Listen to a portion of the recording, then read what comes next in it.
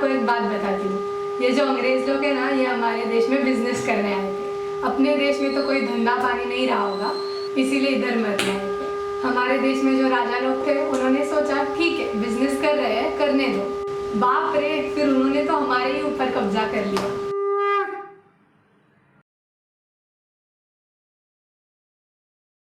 स्वामी जी प्रणाम। रजत बाबू को तो आप जानते होंगे। आजकल उन्हीं के मार्गदर्शन पर हमारे नौजवान जो है वो सारे कार्य कर रहे हैं, और उन्हीं के कहने पर एक 17 साल का युवक जो अंग्रेज़ों को कुछ अपशब्द बोल दिया, लॉर्ड कर्सन को कुछ अपशब्द बोल दिए, जिसकी वजह से लॉर्ड कर्सन ने उसे 50 कोड़े लगाने के आदेश दिए। उसके बाद अभी उसकी हालत बहुत ही गंभीर है। वो बचेगा या नहीं कहना बहुत मुश्किल है। मेरे भाई, ये तो शुरुआत है। अगर आप उनके संतुलन को शांत नहीं करेंगे तो कितने लोग ऐसे कुर्बानी देंगे, ये सब मुझे पता है।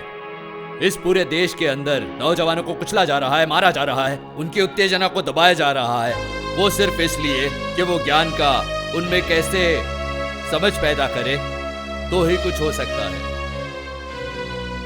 मैं आपको पहले ही कह चुका हूं कि मैं गृहस्थ आश्रम से राजनीतियों के सामाजिक गतिविधियों से अपने आप को विमुक्त कर चुका हूं। मेरे आध्यात्मिक साधना में मैं वक्त विघ्न नहीं पैदा कर सकता हूं, किंतु मैं अप्रत्यक्ष रूप से आपके आत्मबल को बनाए रखने के लिए हमेशा आपके साथ हूं। देश के प्रति मेरा कर्तव्य निभाऊंगा। लेकिन स्वामी जी, बस जो नहीं हो सकता वो नहीं हो सकता। आप मेरा समय जाया ना करें और मेरी साधना में विघ्न ना डालें। आप जाइए यहाँ से। ये किसने रख दिया है अपना पैर? अरे दीदी, तुमने तो मुझे डरा दिया।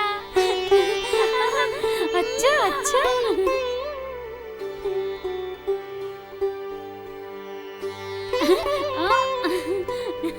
दीदी छोड़ो ना, छोड़ो दीदी, छोड़ो दीदी, छोड़ो।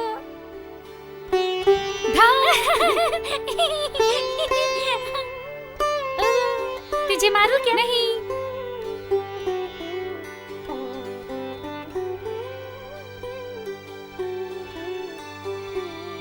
ये लीजिए, पेपर आ गया।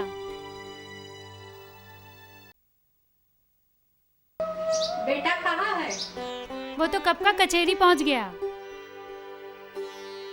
वहाँ पर और कौन कौन है? वहाँ पर बहुत सारे लोग आ चुके हैं।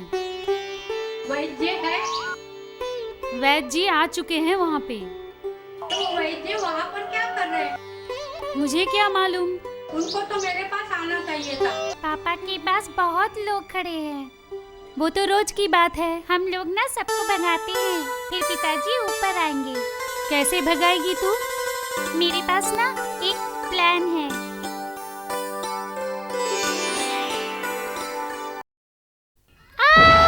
हाँ? माँ छोटी गिर गई। आप लोग जाइए, मैं अभी आता हूँ। नहीं बेटे, कुछ नहीं हुआ, तुम जाओ। बेटे, विश्वनाथ को भी बोल देना ऊपर आने की जरूरत नहीं, कुछ नहीं हुआ है। ठीक है। तुम लोग इधर आओ। ये बदमाशी बुद्धि किसके दिमाग से निकली है? नहीं नहीं, मैंने नहीं किया, इसने किया। नहीं नहीं, मैंने नहीं, इसने किया। नहीं, इसने किया। हाँ हाँ, मैंने किया। तुमने ऐसा क्यों किया? मेरे से गलती हो गई। हाँ, मुझसे भी गलती हो गई। वो लोग तुम्हारे पिताजी के ग्राहक है। उनका पिताजी काम करेंगे तभी पैसा मिलेगा, तभी घर चलेगा। उनको ऐसे भगाओगे तो फिर क्या होगा? तुम लोगों ने बहुत गलत काम किया है, इसकी सजा तुमको मिलनी ही चाहिए। अभी दोनों कान पकड़ो और बोलो कि ऐसा काम कभी नहीं करेंगे। फिर से कभी नहीं करूंगी ऐसा।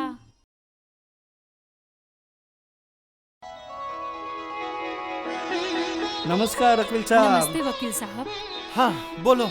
आपको जैसे बताया था वकील साहब, वो हमारा ज़मीन का काम तो हुआ नहीं है, वो तो ज़मीन ऐसे की वैसे ही रह गई। आप मेरी ज़मीन दिला दीजिए वकील साहब, एक आप ही दिला सकते हैं। हमारा भी काम बहुत दिनों से रुका पड़ा है वकील साहब। ठीक है, मैं आप पे आता हूँ।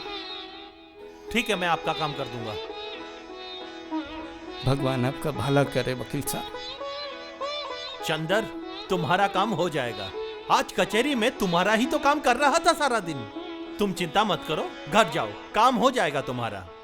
मेरे भाई, कभी ये सोचा है कि हमारे देश में अंग्रेज कितने हैं 200-300 की संख्या में होंगे और हम भारतीय कितने हैं? करोड़ों की संख्या में हैं। तो हम करोड़ों के ऊपर ये 200-300 लोग क्यों हावी हो रहे हैं? ये तो बड़ी आश्चर्य की बात है, ये तो मैंने सोचा भी नहीं था। आजकल आप नीचे से ही चले जाते हैं, ऊपर आकर मुझे मिलने की जरूरत नहीं है। क्या करूं? विश्वनाथ मुझे ऐसा वैसा सवाल करते हैं तो मुझे नीचे से ही जाना पड़ता है। क्यों? वो ऐसा क्या पूछते हैं? ओ बहन जी, मैं आपको क्या बताऊं, वो अपने पिताजी के बारे में मुझे ऐसे वैसे पूछते हैं। मैं तो कोई जवाब दे नहीं सकता हूँ। वो तो पूछेगा ही, लेकिन उसके अलावा और भी तो काम होता है ना। तो ऊपर आकर मुझसे मिलो। सच बोलूं, मैं आपसे मिलने को सोचा, लेकिन उसने मुझे नीचे ही पकड़ लिया, इसलिए मैं ऊपर आ ही नहीं सका। वो जाने दो, लेकिन मेरी बेटी की तबीयत जांच ली है ना? वो ठीक है, और मैंने विश्वनाथ को बता भी दिया कि वो गर्भवती है। क्या इस बार उसकी इच्छा पूरी हो सकती है? उसने भी मुझे यही पूछा, और इस वक्त ये बता नहीं जा सकता, लेकिन हमारे शास्त्रों में ये निदान है। लेकिन मैं कहता हूँ आप उसमें मत पड़िए। ये तो मैं भी समझती हूँ, लेकिन बेटे का मन नहीं मानता है ना। बेटा चाहिए, बस उसका यही चलता है। मैं ये भी जानती हूँ, वो लोगों की मदद करता है, दान धर्म करता है, मंदिर में जाता है। ये सब वो करता है, उसको पुण्य मिले और भगवान प्रसन्न होकर उसको एक बेटा दे दे। अगर ऐसा है तो अच्छा ही है, भगवान ने बेटी भी दी तो उसमें क्या तकलीफ है। ये तो मैंने बहुत समझाया, लेकिन वो नहीं मानता है। आप उसको समझाओ ना, शायद आपकी बात मानेगा। ठीक है, अब मैं कोशिश करके देखता हूँ। अब मैं चलूँ? बड़ी बेटी के लिए जो रिश्ता आया है, उसका कुंडली देखा है आपने? पक्का बोले दो, फिर मैं देखता हूँ। कभी कभी ऊपर आके मुझसे मिल लिया करो। ठीक है। वाह वाह वाह वाह, लक्ष्मी प्रसाद जी, आप आ गए आज। इतने दिन कहाँ गायब थे आप? हाँ, आपका तो बहुत नाम सुना था मैंने।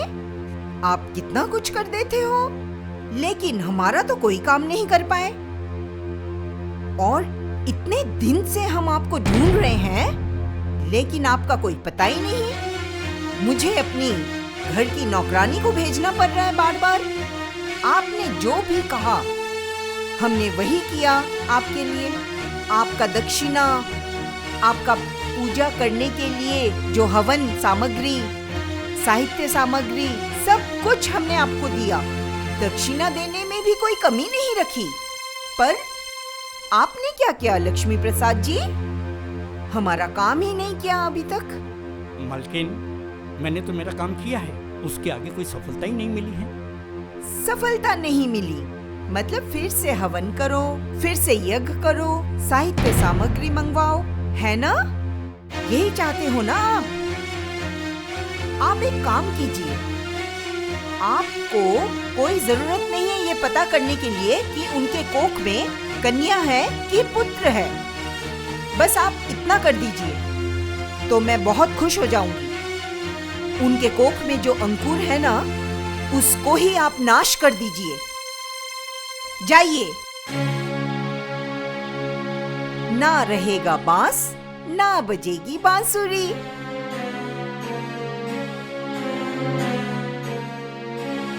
नमस्ते, आइए बैद जी बैठिए। बेटी, एक बात कहेंगी, जब तक तुम्हारी संतान पेट में है, ना तुम किसी से मिलना, ना किसी से बात करना। इस घर के शत्रु बहुत है, इसलिए सतर्क रहना जरूरी है। किसी भी अनजान व्यक्ति के सामने मत जाना। ठीक है वैद्य जी, मैं ऐसा ही करूंगी। और कुछ बात? इतना ही करो, संतान जन्म होने के बाद मैं और कुछ कहूँगा। अच्छा ठीक है। जी।